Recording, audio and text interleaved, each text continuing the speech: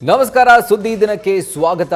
ನಾನು ರಾಹುಲ್. ಪ್ರಮುಖ ಸುದ್ದಿಗಳನ್ನ ನೋಡೋಕು ಮುಂಚೆ ಈ ಕ್ಷಣದ ಹೆಡ್ಲೈನ್ಸ್. ಕಾಂಗ್ರೆಸ್ನಲ್ಲಿ ಡಿಸಿಎಂ ತ್ರಿಭಜನೆಯ ಅಂತರ್ಯುದ್ಧ. 3 ಡಿಸಿಎಂ ಹುದ್ದೆಗಳನ್ನ ಸೃಷ್ಟಿಸಿದ್ರೆ ಸರ್ಕಾರದಿಂದ ದೂರ. ಡಿಕೆಶಿ ಅಭಿಪ್ರಾಯ ಕೇಳಿ ರಣದೀಪ್ ಸುರ್ಜೇವಾಲಾ ಶಾಕ್.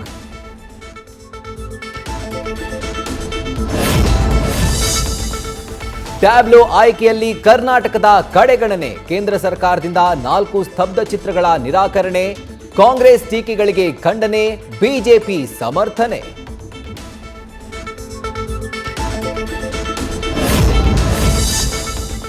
ಚುನಾವಣೆ ಜ್ವರ ಏರಿಕೆ, 3 ಪಕ್ಷಗಳ ತಾಲೀಮು. ಕಾಂಗ್ರೆಸ್ನಿಂದ ಮತಕ್ಕಾಗಿ ಗ್ಯಾರಂಟಿ ಅಸ್ತ್ರಗಳ ಪ್ರಯೋಗ. ಬಿಜೆಪಿ ಸಭೆಯಲ್ಲಿ ಬೀದರ್, ಕೊಪ್ಪಳ ಸಂಸದರ ವಿರುದ್ಧ ಅಪಸ್ವರ.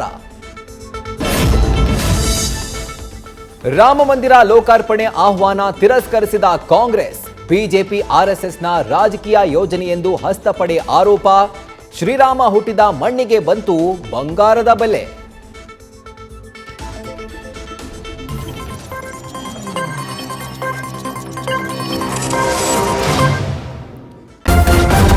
ನ್ಯೂಸ್ ಫಸ್ಟ್, ನಿರ್ಭೀತಿಯಿಂದ ನಿಮ್ಮ ಪರವಾಗಿ.